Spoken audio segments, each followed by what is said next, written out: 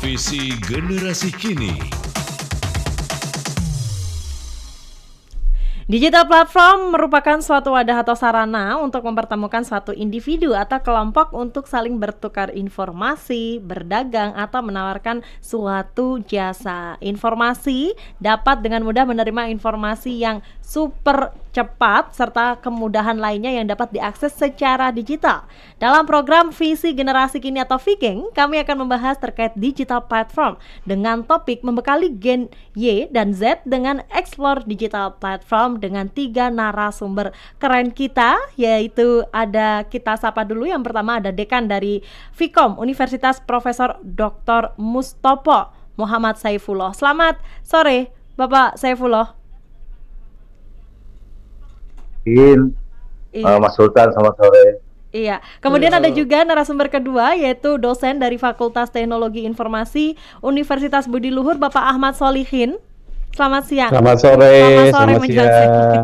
Ya, terima kasih Bapak Ahmad sudah bisa bergabung dengan Elsinta dalam program Vigeng, Pak. Kemudian saya perkenalkan untuk narasumber ketiga kita, yaitu ada seorang content creator sekaligus pelaku UMKM @Pacitanku bernama Kakak Sultan Salahuddin. Selamat sore Kak Sultan. Sore Pak Ahmad Solihin, Pak Saifullah, Mbak Ika. Iya, ini kita sudah lengkap sekali ya. Kita dalam satu room, kita ada praktisi, kemudian ada juga pengamat dan juga ada yang langsung bergerak di kampusnya. Nah ini, oke, Pak Saifullah dan juga Bapak Ahmad, kita menyimak dulu penjelasan dari Kakak Sultan sebagai konten kreator dan pelaku UMKM ya Pak ya. Ini kita pengen tahu ini Kak Sultan, sebenarnya sejauh ini bagaimana sih cara memonetize atau mengejar tren-tren media sosial untuk bisa menguasai sebenarnya toolsnya tuh apa aja sih yang ada di media sosial untuk kebutuhan bisnis, kebutuhan marketing dan lain-lain. Silakan Kak, kita berbagi pengalaman. Oke, terima kasih Mbak Tika atas waktunya dan Elsinta juga khususnya. Kalau saya mungkin langsung aja, saya Sultan Munir, kebetulan admin di sosial media lah di Pacitanku, dan kemudian kita bermitra dengan beberapa UMKM. Kalau untuk toolsnya ya, untuk toolsnya sendiri sebenarnya sekarang sudah sangat terbantu banyak banget. Bahkan saking banyaknya mungkin malah bingung ya. Mungkin dari untuk nulis dari segi caption, dari bikin caption aja sekarang udah ada toolsnya gitu loh. Bahkan untuk sampai bikin logo pun sekarang sudah dipermudah dengan banyaknya aplikasi gitu. Nah kalau dari saya sendiri biasanya milih aja mana yang paling gampang aja sih, mana yang paling gampang. Bahkan ya kalau misalnya nggak ada dananya, mana yang gratis aja lah, gratis Allah paling gampang gitu. Oke. Itu terus minimal kan kalau misalnya di sosial media kan konten is a king ya, jadi ya sebisa mungkin kita membuat konten gitu. Jadi untuk konten sendiri kalau tergantung sosmednya juga kita mau ngejarnya di mana. Kalau misal kita di TikTok mungkin lebih banyak ke video ya, video dan storytellingnya yang berbanyak. Kalau misalnya di Twitter mungkin lebih banyak gimana komunikasi lewat kata gitu. Kalau di Instagram mungkin lewat visual gitu. Nah kalau saya sendiri dari awal memang sudah memetakan kita mau pilih di mana nih. Mungkin di Facebook dengan tipikal mungkin netizen yang sangat berbeda dengan di Instagram. Kan top di Facebook tuh, Instagram itu kan kadang perlu pendekatan. Nah, artinya kan kita harus memahami ya Mas Sultan ya, memahami karakteristik dari pengguna media sosial tersebut. Nah, riset yang seperti apa yang selama ini dilakukan Mas Sultan untuk bisa menjangkau audiens yang lebih banyak sehingga engagementnya itu bagus di mata platform? Kalau saya biasanya risetnya gini. Awalnya kalau misalkan kita mitra sama UMKM nih, kita tanya nih UMKM ini mau nyasarnya umur berapa. Misalnya kalau yang saya pegang kan ini kebetulan roti menyasarnya kan keluarga, terus dari anak-anak sampai dewasa. Nah konten yang saya buat itu sebisa mungkin dekat dengan mereka. Misalnya kan lagi banyak hajatan nih, nah kita bikin kontennya roti-roti yang kiranya cocok buat hajatan misalnya nikahan itu apa aja. Oke. Terus misalnya untuk ulang tahun nih, ulang tahun tuh roti-roti yang seperti apa nih, misalnya kayak Berarti gitu. yang banyak dicari Terus, begitu ya? kan kadang kan musiman kan, apalagi kalau saya kan di daerah ya, di daerah. Mungkin kalau di kota besar nggak kenal musim ya. Berarti Kalau di saat daerah ini kan Mas misalnya, Sultan sudah megang berapa UMKM untuk memegang media sosial untuk sebagai media promosinya? kalau media sosial ada 3, Hmm. satu roti, satu lagi bakery, satu lagi minuman herbal. Tapi minuman herbal ini masih dalam tahap kita masih riset-riset lah sama sama ownernya gitu. Tapi kalau Ya, kalau sejauh untuk di ini sosmed, kendalanya bagaimana? Ini kan sampai si pemilik produknya ini meminta bantuan Mas Sultan untuk bisa melakukan engagement audiens lebih banyak melalui media sosial. Sebenarnya kendalanya di pemilik produk itu sendiri, kalau pengamatan Mas Sultan apa ini? kalau selama ini mungkin dari produknya sendiri sebenarnya saya sudah amazed ya, masa sudah bagus. Dari packagingnya mereka sudah ikut banyak sekali program pemerintah yang sekarang kan dari pelatihan SDM sampai desain itu kan ada pelatihannya ya. Tapi kendalanya biasanya di kontennya gitu. Dari mulai foto yang sembarangan, terus mungkin nggak menarik, terus kadang asal-asalan, kadang screenshot apa ya? Dari Google. Screenshot, dan lain-lain. Nah itu kita mulai perbaiki. Jadi kadang semuanya diupload gitu. Jadi kita belum maksimal. Kalau saran saya kan ke teman-teman UMKM minimal itu ada 9 postingan aja nggak apa-apa, nggak usah banyak-banyak. Yang penting 9 itu mencakup kayak informasi di mana belinya, produknya apa aja, terus kelebihannya apa, dan kurang lebih seputar produknya dulu, terus testimoni. Nah, selebihnya baru tuh kita ngikutin tren. Terus kita kalau misalnya di Instagram kan ada fitur highlight, kita maksimalkan juga, fitur story kita maksimalkan. Selama ini kan kadang mereka alah aku gak bisa mas itu sudah takut duluan gitu, padahal sehari-hari konten yang mereka buat itu sebenarnya udah bagus, cuma kemasannya aja yang perlu kita kita buat dari mungkin pencahayaan, sudut pengambilan gambar kayak gitu sih. Itu sih Mbak untuk kendalanya biasanya. Nah, sejauh ini bagaimana respons mereka yang memang mendapatkan bantuan banyak ya dari Mas Sultan untuk bisa melakukan engagement. Nah, apakah mereka ini sedikit banyak paham tentang apa yang harus disajikan lebih utama di berbagai media sosial mereka? Kalau yang saya handle kebetulan masih awam banget Mbak ya. Padahal secara produknya mereka sudah dikenal gitu. Tapi untuk di sisi marketing di digitalnya kebetulan mereka masih minim banget, bahkan sampai di Google Map aja mereka nggak punya gitu. Jadi kan kita yang fundamental dasar-dasar dulu kita kasih semuanya, informasi kita sebarkan seluas mungkin. Terus nanti kalau misalnya itu sudah jalan, baru tuh kadang ini juga mindsetnya kan followers masih sedikit gitu. Terus kalau misalnya mau kerjasama endorse mahal gitu. Nah, padahal kan sekarang trennya itu justru bukan ke mereka yang followersnya besar gitu loh. Malah beberapa kali saya kolaborasikan sama konten kreator yang kecil-kecil gitu kan. Kalau di kabupaten saya di Pacitan biasanya per kecamatan tuh saya hubungin, misalnya mana yang anak-anak aktif di sosial media, saya kontak. Mungkin kalau misalnya tukar produk atau kita kasih ganti barter ya jadinya ya.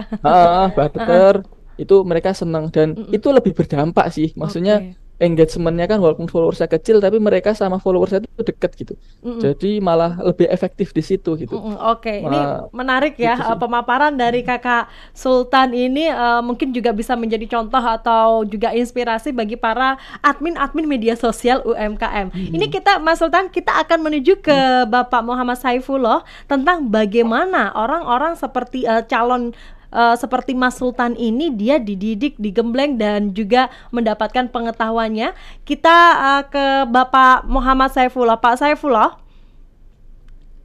Ya, Mbak Tika. Ya, Pak Saifullah, sejauh ini kita pengen tahu sebenarnya di Fakultas Ilmu Komunikasi dari Universitas Profesor Dr. Mustopo ini sejauh ini bagaimana penerapannya untuk pengenalan digital platform di kampus-kampus, Pak?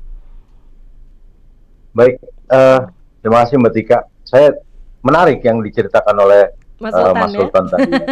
Memang kami juga selain di kelas juga kita kan bikin pengabdian ke masyarakat. Kita juga ketemu sama teman-teman UMKM langsung. Jadi bukan hanya di Pacitan ya, Mas Sultan, di Jakarta saja itu masih banyak. Khususnya yang generasi baby boomers ya. Generasi baby boomers mereka pengen pakai digital platform, mereka pengen pakai Instagram, mereka pengen pakai tampil di memasarkan produknya di marketplace, tapi mereka gagap dan gamang gitu ketika mereka harus berhadapan itu. Makanya ketika itu kami melakukan Dianmas ke sana persis sama apa yang dilakukan oleh Mas Sultan tadi, bagaimana mengemas untuk membuat konten dan sebagainya. Namun memang ada beberapa catatan yang kami lihat di lapangan hingga akhirnya ini kita antisipasi buat teman-teman mahasiswa di kelas. Di lapangan itu kami mencatat bahwasannya teman-teman UMKM itu belum memahami karakter dari digital platform. Misalnya sosial media. Sosial media mereka menganggap bahwasannya sosial media itu tempat beriklan gitu ya. Sehingga mereka berharap dengan konten yang baik kemudian pasar akan mendekat dan mereka bisa jualan. Sesungguhnya sosial media itu kan bukan media jualan yang sifatnya hard selling. Sosial media itu kan secara nature-nya, secara karakter itu dia itu kan tempat untuk ambient intimacy, tempat orang menyapa dengan akrab dan sebagainya, news report atau mengabarkan hal-hal baru. Kalaupun ada bisnis di sana, itu cuma sekedar business conversation. Gitu. Hanya memperbincangkan tentang ini bisnis apa, tidak hard selling. Jadi itu yang kita perkenalkan kepada mereka. Karena ada digital platform lain kan yang memungkinkan setiap pemilik produk atau UMKM itu untuk hard selling, misalnya kayak marketplace yang baru-baru lagi happening, misalnya kayak si TikTok Shop hijau ya kan? Pak ya.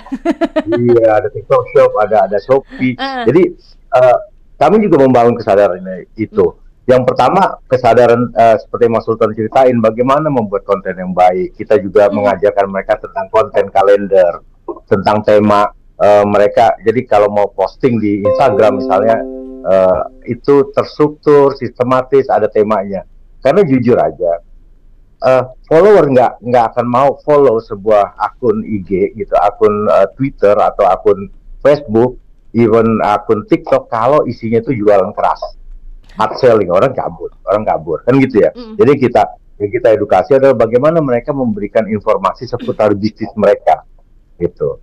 Baru turunannya adalah membuat konten kalender. Hari ini tayangannya ini misalnya tentang kalau dia jualan roti ya, tentang manfaat roti, tentang ingredient roti, manfaatnya buat kesehatan apa dan sebagainya. Dia tidak jualan. Walaupun boleh jualan paling seminggu sekali. Misalnya gitu. Berarti lebih ke edukasi, kemudian juga berbagi informasi, tips dan lain-lain. Mungkin itu lebih kena ya Pak Saifullah ya. Nah, tapi kalau boleh tahu ini Pak Saifullah, kalau di Vkom Mustopo sendiri ini apakah memang ada pelatihan khusus untuk bisa mengasah kemampuan dasar untuk menjadi admin media sosial atau content planner ini? Nah, ini bagaimana? Apa saja yang diajarkan Pak? Jadi misalnya untuk di sosial media ya, ada kelas satu kelas subjeknya atau mata kuliah namanya sosial media. Di sosial media kita mulai memahami karakter sosial media itu sendiri sampai dengan bagaimana membuat konten, kemudian membuat konten kalender sampai dengan menghitung dan cara memperluas reach jangkauan gitu. Menghitung itu kan bisa dengan pakai insight-nya atau secara manual itu kita ajarkan.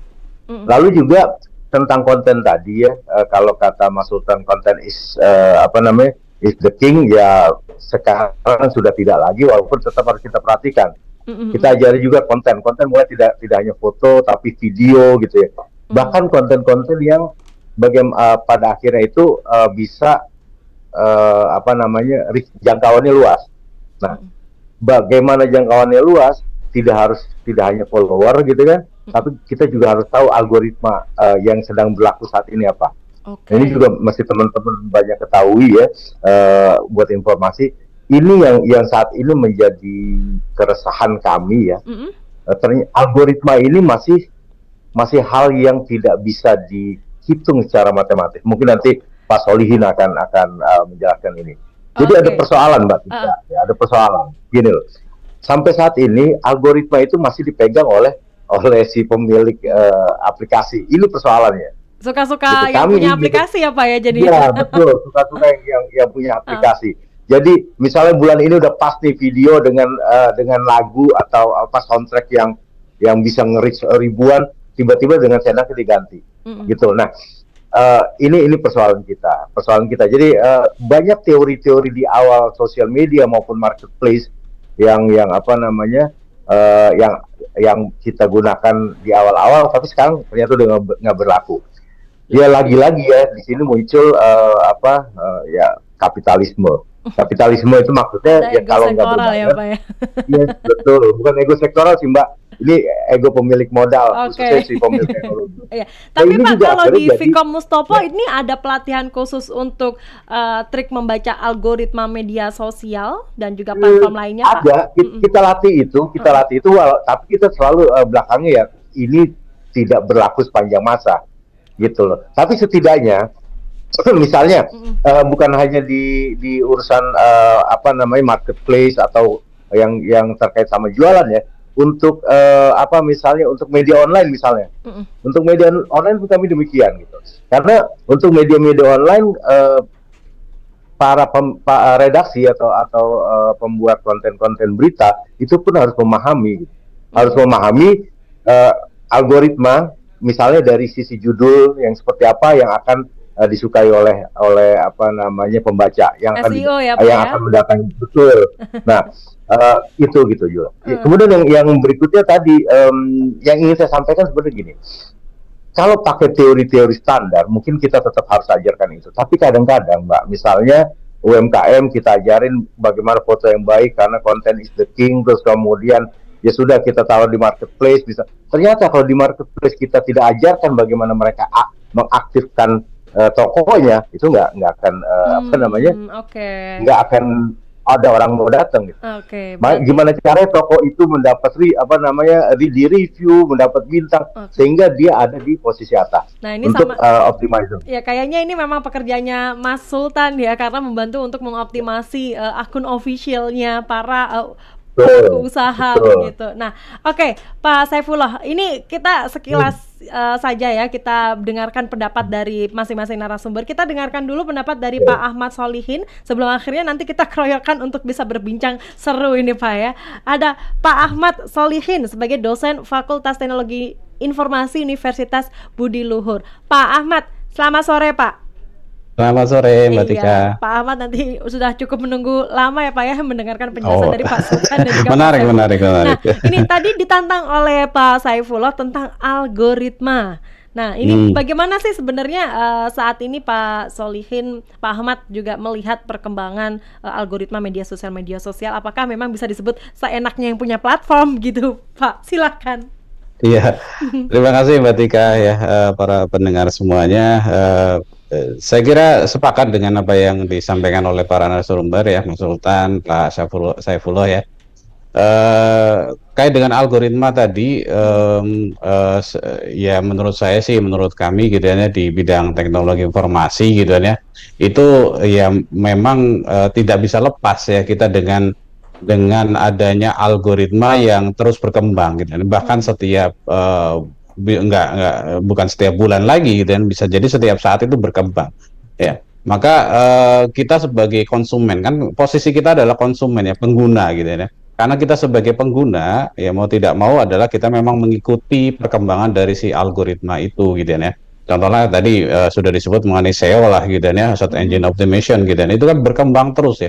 Yang dulu hanya yang penting posting ya, tapi sekarang sudah tidak gitu ya. Harus ada sisi kualitas ya, harus diperhatikan dari sisi judul, image dan sebagainya.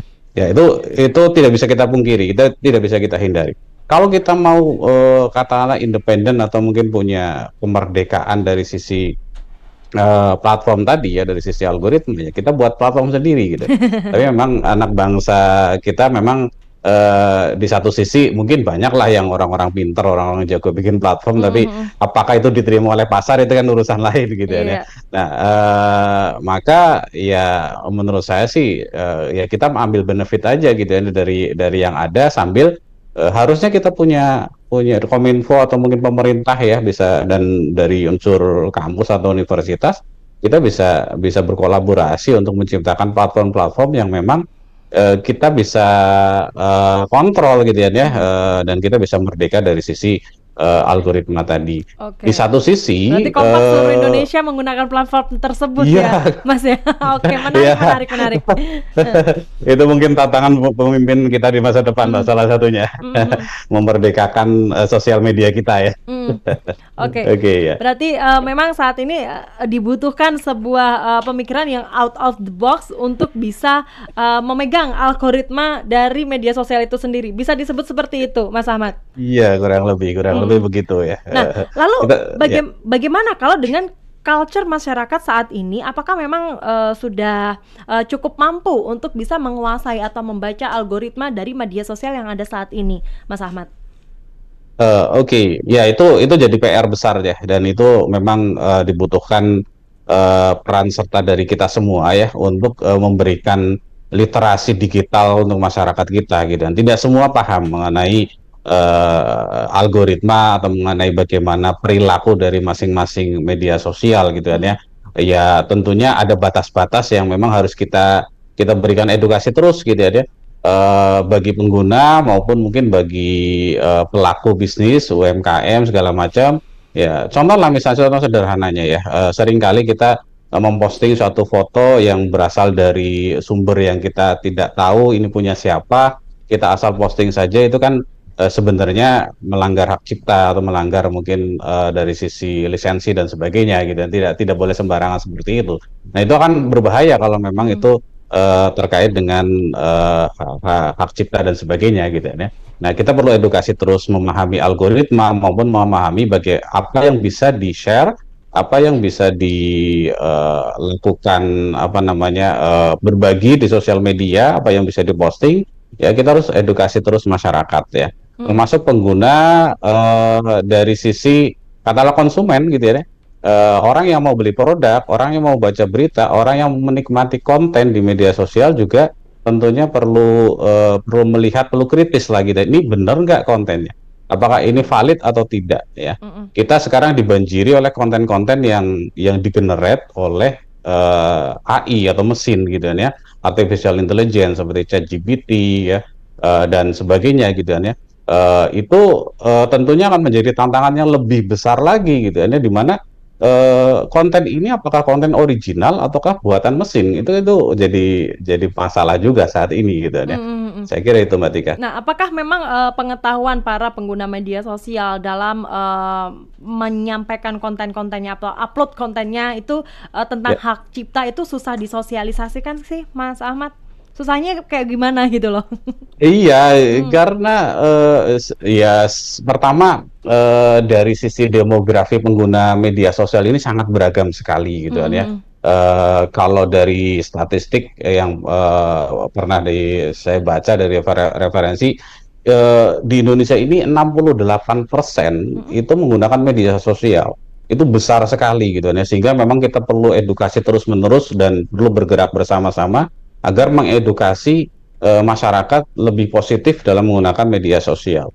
Ya, belum lagi dalam satu hari itu sekitar 3 jam, Mbak Tika, gitu ya, orang pakai media sosial gitu ya, berinteraksi dengan media sosial. Itu di satu sisi itu merupakan peluang bagi pelaku-pelaku UMKM seperti Mas Sultan dan kawan-kawan gitu ya. Di satu sisi juga menjadi tantangan tersendiri untuk melakukan tadi edukasi sehingga media sosial kita tidak dipenuhi oleh konten-konten yang sifatnya salah ya, hoax dan sebagainya gitu ya. Itu tantangan besar buat kita juga. Oke, baik.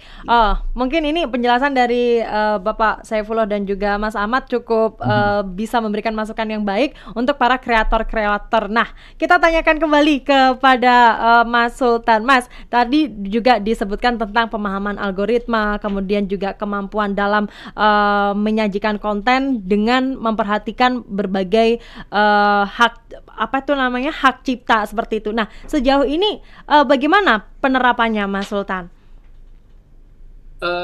Iya, Mbak. Jadi saya pernah ditawarin buat ngerjain akun ya, misalnya untuk Mas tolong bantuin inilah gitu. Terus saya bilang gini, Mbak, tapi ini kontennya gimana? Saya kapan-kapan kalau misalnya lagi garap project, saya diajak ya gitu. Oke. Alah mas, nggak usah mas, ambil aja di Pinterest gitu atau ambil aja di Google gitu. Kalau sepengalaman saya ya, tapi ini sebenarnya mungkin agak salah juga.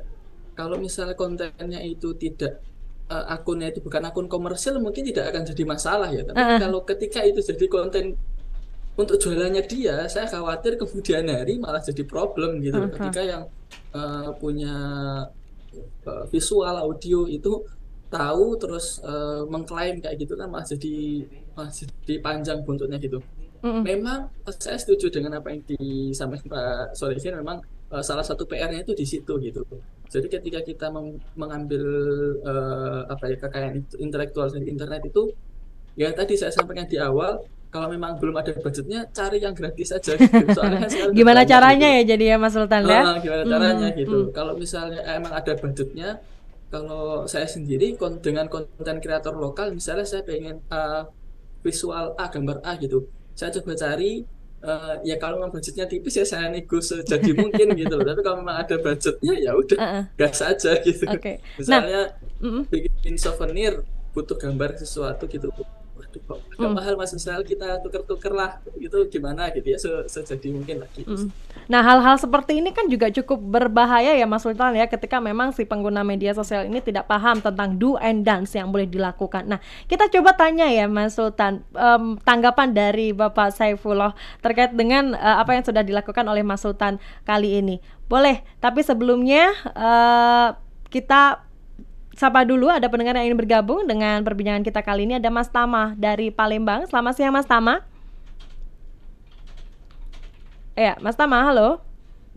Baik, mohon maaf kami mengalami kendala komunikasi dengan pendengar kita. Kita selanjutnya ke Mas Saifullah. Mas Saifullah, sebenarnya dari tanggapan dari Mas Ahmad tadi soal do and don'ts yang sudah diterapkan ini, sejauh ini realisasinya atau pengenalannya dengan para mahasiswa di Vkom Dr. Mustopo sejauh ini bagaimana, Mas Saifullah? Sudah pasti ya, paling tidak kalau dari sisi pendidikan dan pengajaran, masalah copyright, kode etik itu hal yang paling mendasar yang pasti kita ajarkan.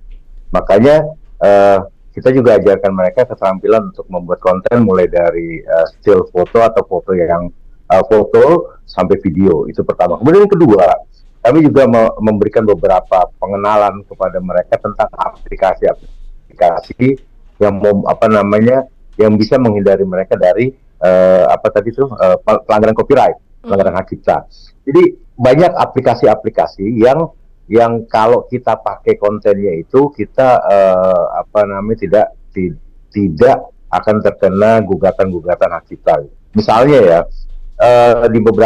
di salah satu mata kuliah, misalnya mata kuliah desain komunikasi visual kita gitu ya, kita sarankan mahasiswa menggunakan Canva, misalnya saya sebut merek aja, misalnya Canva. Memang kalau Canva yang tidak berbayar kan terbatas, tapi kalau untuk yang Canva berbayar kita biasa patungan maksudnya kami yang memfasilitasi, tapi teman-teman UMKM yang kita latih bisa pakai itu. Jadi bisa disebut iuran juga begitu ya Pak ya? Betul. Okay. Tanpa itu kan kalau nggak salah 750.000 per tahun ya. Dengan bayaran segitu kita bisa optimalin tuh teman-teman yang kita fasilitasi atau kita bantu untuk mendesain produknya. Jadi postingan mereka, konten-konten mereka itu punya kualitas yang baik. Punya sumber yang bisa dapat dipertanggungjawabkan gitu. Meskipun kadang-kadang pilihan mereka itu kurang pas. Iya. Gitu. Tapi kita tahan sebentar, kita sapa dulu pendengar yang sudah bergabung. Ini ada Pak Putra dari Sumatera Utara. Pak Putra, selamat sore. Sore, assalamualaikum Pak. Waalaikumsalam warahmatullahi wabarakatuh. Silakan Pak Putra. Begini Pak, sekarang sedang viral atau sedang ada di berita TV ya. Toko di Pasar Tanah Abang itu tutup ya.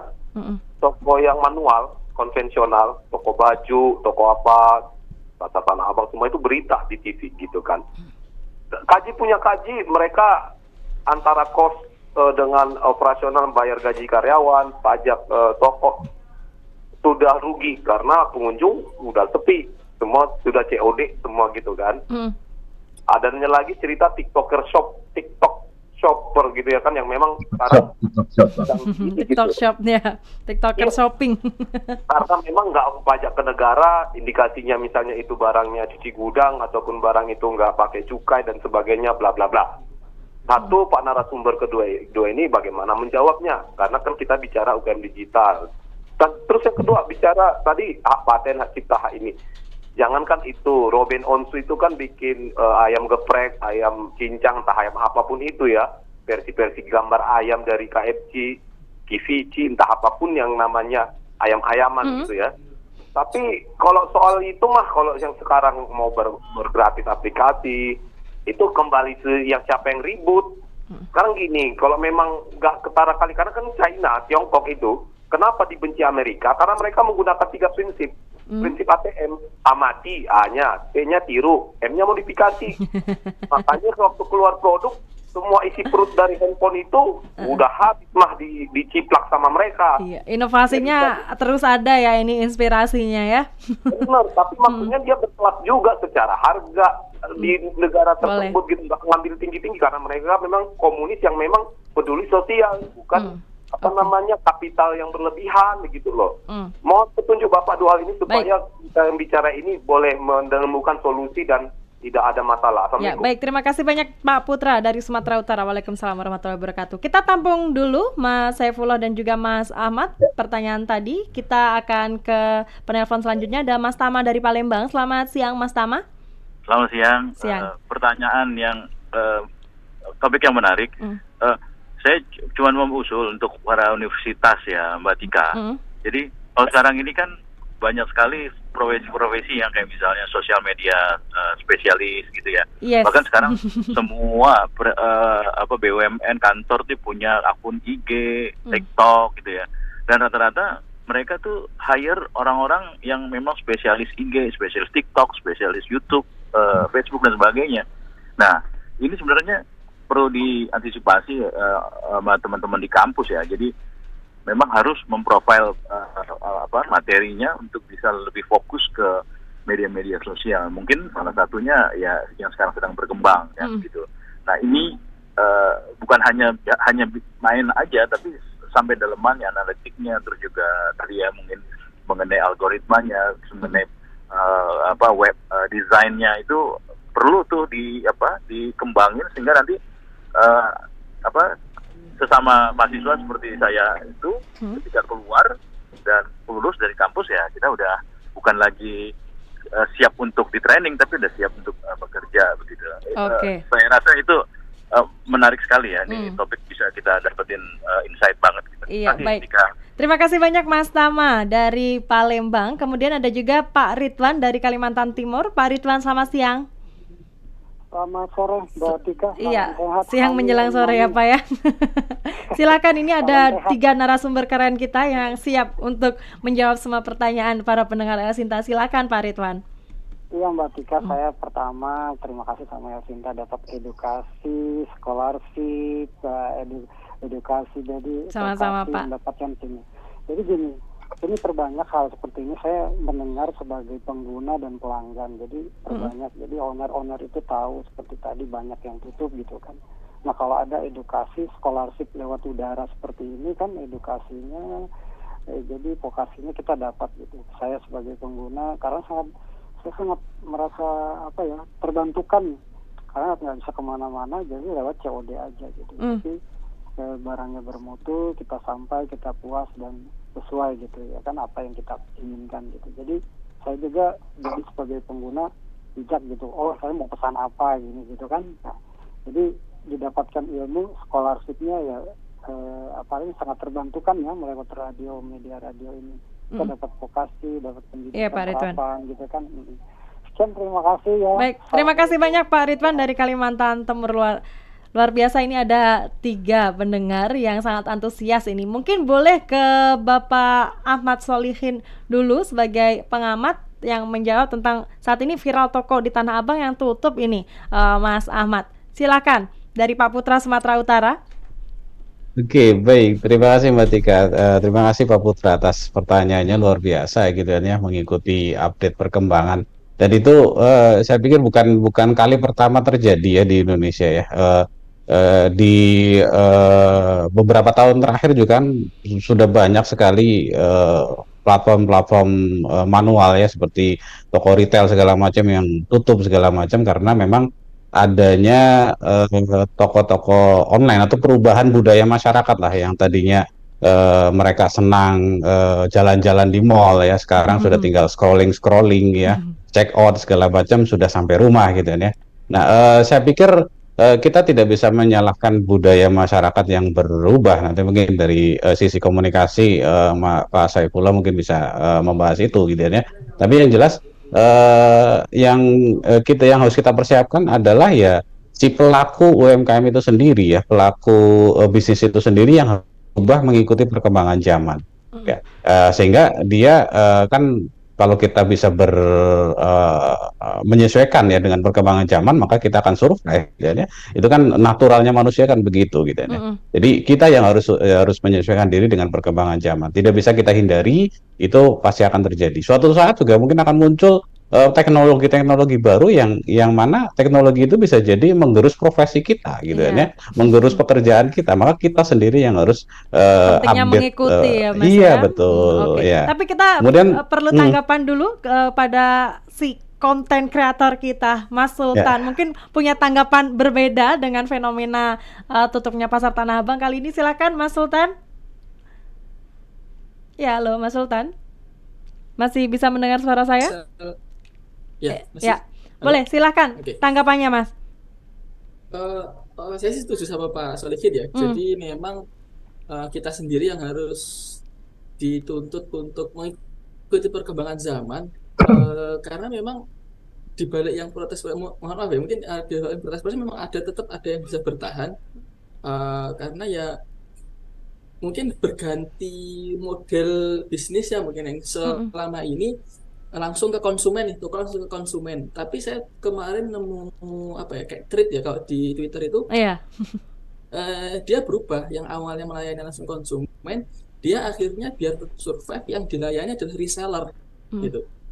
Jadi sama-sama dia jual produk tapi ke reseller gitu. Jadi dia istilahnya itu kalau bahasa Jawanya ngopeni memelihara itu resellernya.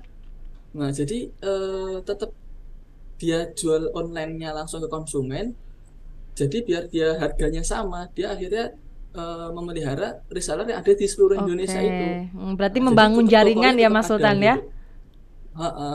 Karena kalau misalnya memang langsung ke konsumen ya itu tadi bahasanya budayanya sudah terlanjur jalan gitu loh. Nggak bisa kalau kita harus menuntut TikTok Shop tutup misalnya. Kalaupun TikTok Shop tutup, budayanya sudah terbentuk seperti itu, masyarakat ya tetap akan ada TikTok Shop yang lain gitu.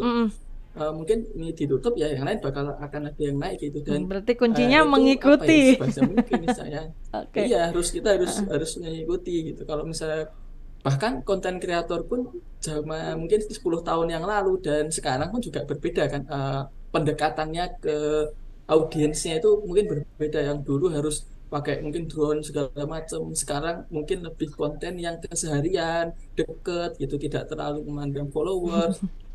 Jadi lebih ke value. Jadi benar tadi yang dikatakan Pak Saifullah di awal, Pak Saifullah, Pak Solihin ya, saya lupa. Ada Pak Ahmad dan juga Pak Saifullah ya. Yang follow itu ya orang yang butuh dengan informasi yang kita sajikan gitu. Jadi ketika nanti beli, saya sekarang follow nih, belinya tuh nggak harus sekarang gitu, karena sosmed atau platform itu hanya di bookmark dulu gitu ya Mas Sultan ya. Saya kan di sini juga ngembangin bubur bayi ya kepada ibu-ibu. Ternyata yang follow juga mbak-mbak mahasiswa juga follow, karena ya yang butuh empati. Besok ketika sudah punya anak, mereka udah ada ini. Jadi kita udah siapkan itu, pendekatannya juga kita rubah, nggak langsung hard selling. Kita sampaikan dulu di awal, nanti perkara nanti. Jadi ada sistem storytellingnya sedikit ya. Oke. Iya, betul. Jadi kita harus berubah. Gitu. Oke. Kita lempar kembali ke Mas Solihin, Mas Ahmad Solihin. Ada tanggapan dari tadi penjelasan Mas Sultan? Oke ya, saya sepakat ya. Jadi sekarang itu kita jangan jual produk, tapi jual benefit. Ya jual manfaat. Jadi apa yang akan konsumen rasakan atau apa yang akan konsumen nikmati pada saat dia mungkin membeli satu produk gitu. Jadi yang kita jual adalah manfaat, kebermanfaatan. Jadi itu yang harus jadi fokus teman-teman kita yang mungkin UMKM dan sebagainya gitu. Hanya di era digital ini yang kita jual adalah benefit atau manfaat gitu kan ya. Saya kira itu Mbak Tika. Oke, baik. Terima kasih jawabannya Mas Solihin dan juga Mas Sultan. Nah, ini pertanyaan dari Mas Tama dari Palembang. Ini nampaknya yang cocok untuk menjawab adalah Bapak Muhammad Saifullah atau Mas Saifullah ini ya, tentang bagaimana para universitas itu mengusulkan ada medsos spesialis. Kemudian saat bekerja ini tidak perlu training dulu untuk memegang admin dari perusahaan-perusahaan besar seperti BUMN begitu. Nah, sejauh ini bagaimana praktiknya di kampus, Mas Saifullah? Baik Mbak Tika, boleh nggak saya gemes juga sih pertanyaan pertama dari Pak Putra Sumatera Utara ya? Boleh. Memang itu rame kita diskusikan viral Tanah Abang sepi, tapi mesti dicek dulu deh. Ya, itu rasanya harus kompleks ya Mas ya. Yes, ya. Jadi gini, ini saya perlu juga informasikan, ini ada hal yang cukup menggelitik ketika saya mendengar kabar bahwasannya Kementerian Koperasi dan UMKM protes dengan Shopee Shop yang membuat UMKM turun, tapi di sisi lain misalnya Kementerian Pariwisata dan Ekonomi Kreatif bilang oh enggak dong, itu adalah ekonomi kreatif di Shopee Shop. Jadi saya pikir ini ada apa? Dari kementeriannya aja udah ini ya Pak ya. Betul. Nah ini kalau kita kaitkan sama disruption yang tadi kalau bahasanya Mas Solihin dan Pak Mas Sultan itu ada perubahan ya. Disruption ini disruptive innovation atau inovasi yang merusak ini terjadi lagi. Jadi mulai 10 tahun itu kan semua tatanan yang berlaku selama ini berubah. Nah, baru-baru ini akan terjadi lagi sebuah gelombang disruption yang baru. Contohnya itu kayak tadi Shopee ya. Shopee Shop ini sebenarnya membongkar apa yang baru saja kita terbiasa, yaitu marketplace misalnya. Jadi kalau mau dibilang, memang penurunan penjualan di marketplace itu cukup lumayan tajam. Sederhana sih, memang marketplace tidak terlalu interaktif ketimbang Shopee Shop misalnya. Ini kan ada hal yang berubah gitu ya. Dan juga yang sangat menarik lagi dari sisi ekonominya, dari sisi cuannya, ternyata Shopee Shop itu TikTok Shop itu jauh lebih menguntungkan pedagang karena dia fee aplikasi cuma 1% dibanding sama marketplace yang 6-7%. Kebayang dong? Makanya betul. E-commerce, marketplace itu 6-7%, sedangkan TikTok Shop itu cuma 1%. Makanya mereka berani gratis ongkir. Kita ini sudah terbiasa pakai marketplace, udah ditambah biaya di aplikasi, tambah lagi ongkir, maka jadi ini bukan persoalan konspirasi harga lebih murah dari Cina, bukan gitu loh. Nah, jadi harus dihitung ada sisi yang mahal ya. Betul ada sisi cuannya juga di situ. Lalu tentang Mas Tama tadi ya dari Palembang, ya betul. Kalau dari sisi profesi banyak nama-nama profesi baru di dunia kerja. Ada sosial media spesialis, ada konten kreator, ada sosial media analis dan sebagainya. Analitik. Memang kami mempersiapkan itu, tapi tidak secara artinya itu tidak bukan praktis ya. Kita menyiapkan, tapi lebih yang filosofis. Kita menyiapkan bagaimana mahasiswa kita mampu menganalisis ke depan tentang tren-tren yang dimiliki oleh platform-platform digital ini gitu. Tapi ketika mereka harus menjadi media spesialis, mereka harus bisa. Ketika mereka di lapangannya harus menjadi konten kreator, mereka harus bisa. Jadi bisa sebagai artis, bisa juga sebagai analitis gitu. Kita siapkan itu.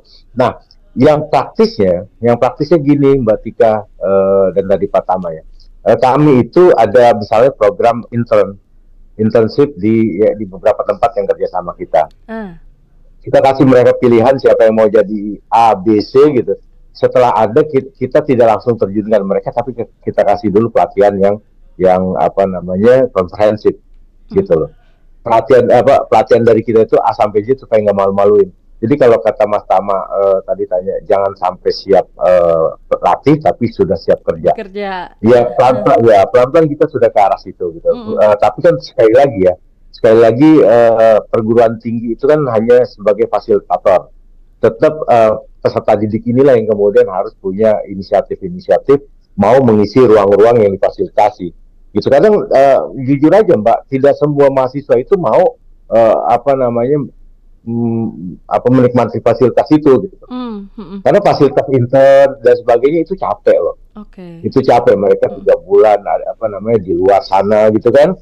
Belum tentu dapat transport begitu.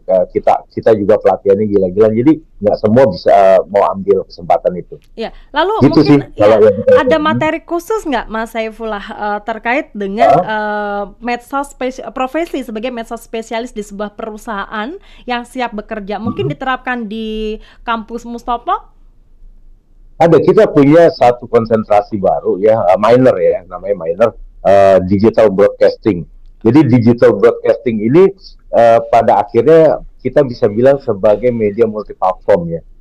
Kita mau pelajari semua jenis media, mulai dari bagaimana membuat perencanaan media digital, terus kemudian mengisinya, membuat kontennya, sampai dengan bagaimana mereka harus mampu mendistribusikan konten itu sesuai dengan target sasarannya. Ada Mbak, di semua gitu. Jadi misal contoh gitu ya, kayak sekarang yang kita lakukan ini kan sebuah siaran multiplatform kan, multiplatform dong, di radio, terus kemudian ada live lewat Zoom, ada live di Instagram dan sebagainya. Jadi kita ajarin dari awal. Di studio mereka melakukan ini praktek langsung gitu di channel-channel sosial media berarti kita. Memang siap untuk bekerja ya, bukan nggak cuma makan. Insya Allah. Oke.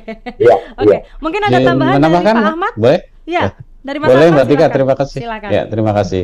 Jadi tadi menanggapi yang disampaikan Pak Saifullah, memang peran penting dari kampus itu untuk memenuhi ruang-ruang knowledge dan juga skill yang diperlukan oleh masyarakat. Dan satu hal itu tantangan bagi kami lah, para akademisi, untuk mendesain atau untuk merancang sebuah kurikulum dan pembelajaran yang selalu up to date ya. Karena bisa jadi kalau kurikulum itu didesain itu kan harus adaptif saat ini gitu ya. Tidak bisa tidak gitu, ini harus mengikuti perkembangan zaman. Dan juga harus multitasking ya Mas ya. Betul sekali ya.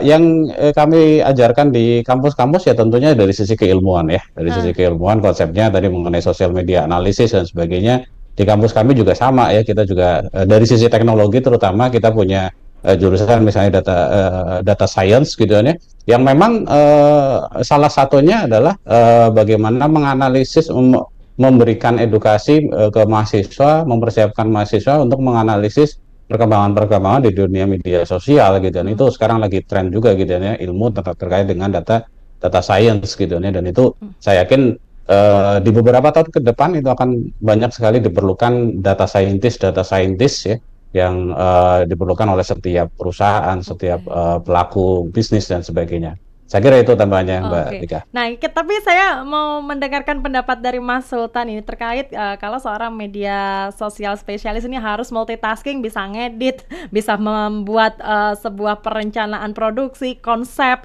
dan juga mengikuti tren begitu. Nah, sejauh ini yang paling susah dilakukan itu sebenarnya apa Mas Sultan? Ya, halo Mas Sultan? Mas Sultan masih bisa mendengar suara saya? Baik, mohon maaf kami mengalami kendala komunikasi dengan narasumber ketiga kami. Kita kembali ke Mas Saifullah dan juga Mas Ahmad. Nah, ini pertanyaan terakhir dari Pak Ridwan di Kalimantan Timur yang mempertanyakan tentang sebenarnya diskusi kita kali ini seharusnya lebih diperbanyak lagi agar bisa memberikan edukasi yang lebih untuk para pelanggan dan juga pelaku usaha yang memanfaatkan platform digital begitu. Nah, dan juga tadi menyinggung soal COD, nah cash on delivery. Nah, ini kan ada plus minusnya. Mungkin Mas Saifullah mau menanggapi lebih dulu? Cash on delivery-nya atau yang apa? Kalau pelatihan gini Mbak Tika, ya, dari pelatihan dulu aja Mas. Dari pelatihan ini, kami sendiri sebagai perguruan tinggi itu membuka pintu yang lebar untuk teman-teman yang ingin memperdalam tentang sosial media atau digital platform media untuk mengembangkan usahanya. Dan itu masih berjalan sampai sekarang. Jadi misalnya bulan lalu ya ada dua pengusaha UMKM di bidang pembersihan sofa, cleaning service, sama pest control gitu ya. Ya mereka datang ke kami untuk minta teman, karena mereka sudah punya admin dan punya tim sosial media. Jadi usaha mereka bagus, cuman mereka pingin sosial medianya itu bagus. Mereka datang kemari, kita kasih pelatihan. Cuman adminnya 5 orang ya kita buka. Tapi kalau yang secara masif juga kita lakukan ya memang belum banyak ya. Tapi kalau misalnya Pak Ridwan mau, boleh hubungi kami Pak. Mungkin aja kita bisa pergi ke Kaltim kan. Iya. Terakhir kami itu nggak jauh tuh ketika terakhir kami melatih UMKM 144 brand di Kelurahan Kuningan Barat. Tahu nggak di mana Kelurahan Kuningan Barat? Jawa Barat ya, Mas ya? Bukan. Bukan. Di Jakarta Selatan. Oh, Jakarta Selatan. Di Jalan Gatot Subroto. Ya. Okay. Itu ada gang, Mbak. Kan ada wilayah lain.